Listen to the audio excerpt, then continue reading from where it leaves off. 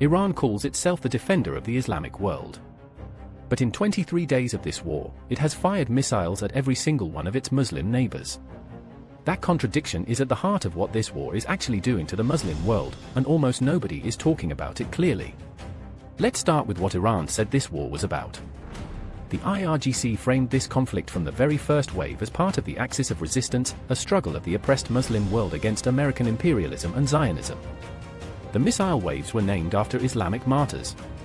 Dedications were made to the children of Gaza, to the martyrs of Karbala, to the Ummah, the global community of all Muslims, Sunni and Shia alike. Supreme Leader Mujtaba Khamenei's first public statement framed the war as a test of Muslim unity against a common enemy. Wave 58 was dedicated to the children of Minab and a 3-day-old infant. The entire architecture of Iran's communication strategy has been built around one message: this is not Iran's war alone, it is Islam's war.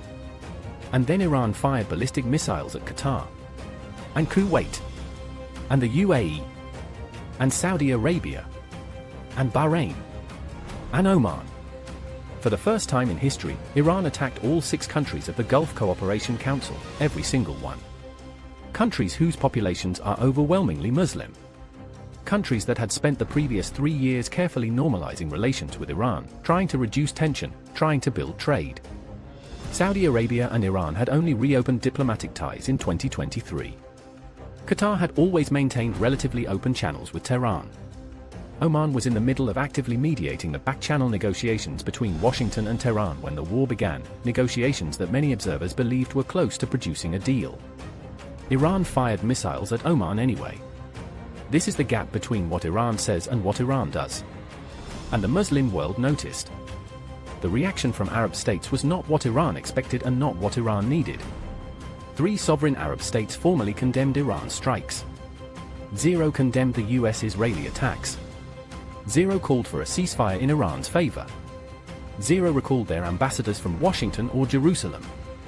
0 invoked Muslim solidarity with Tehran as a basis for political action against the coalition. Saudi Crown Prince Mohammed bin Salman described Iranian strikes on Saudi territory as cowardly. The UAE signed onto a 22-nation statement condemning Iran's attacks on commercial shipping and calling on Tehran to reopen the Strait of Hormuz. By the 3rd week of the war, Gulf diplomatic sources were telling journalists something that would have been unthinkable 6 months earlier: they wanted Trump to degrade Iran comprehensively and permanently. The alternative, as one Gulf source put it, was living forever under the threat of being held to ransom. Iran's strategic calculation had assumed that attacking US bases in the Gulf would generate enough Sunni Arab sympathy, and enough fear of domestic backlash, to constrain the coalition. It assumed that Muslim solidarity against American and Israeli aggression would be more politically powerful than the material damage of Iranian missiles. That calculation failed completely. Iranian missiles did not deter the Gulf states. They unified them. Why did this happen? Because the Sunni-Shia divide in the Gulf is not primarily a theological disagreement. It is a decades-long political and economic competition for regional dominance, dressed in religious language when convenient, and set aside when interests demand it. Iran's revolutionary doctrine since 1979 has rested on 2 pillars that have always been in tension. The first is pan-Islamic solidarity, the idea that all Muslims, regardless of sectarian identity, are brothers against imperialism.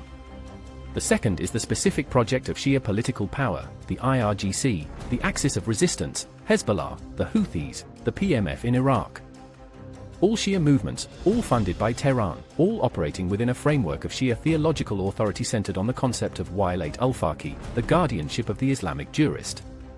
The Gulf states, almost all of which are Sunni majority, have watched that second pillar grow for 40 years. They have watched Iran fund militias that destabilize their neighbors.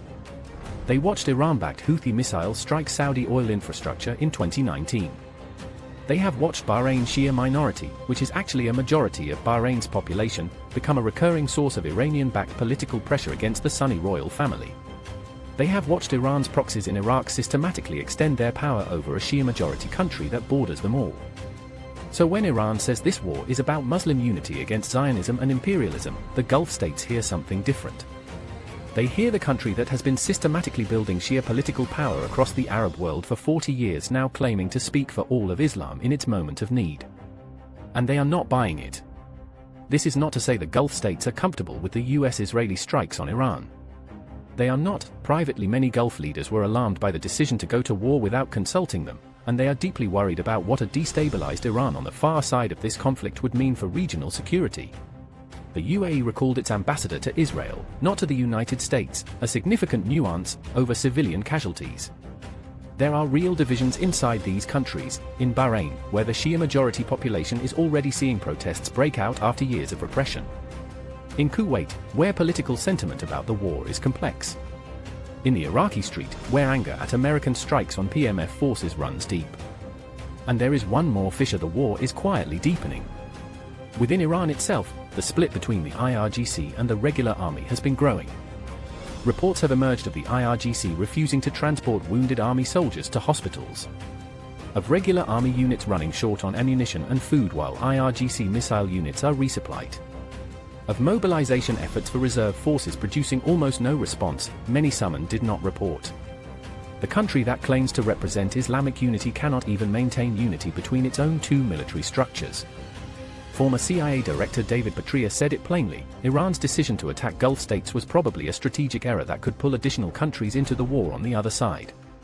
The US ambassador to the United Nations said Iran's strikes on its Muslim neighbors would ultimately backfire. Iran wanted this war to be about the Ummah against the West. It is becoming, instead, a war that has exposed how deep the fractures within that Ummah actually run, and how little the Gulf Sunni states trust the country that claims to lead it. The missiles that Iran fired at Doha and Riyadh and Dubai were aimed at American bases. But the message they delivered landed somewhere else entirely.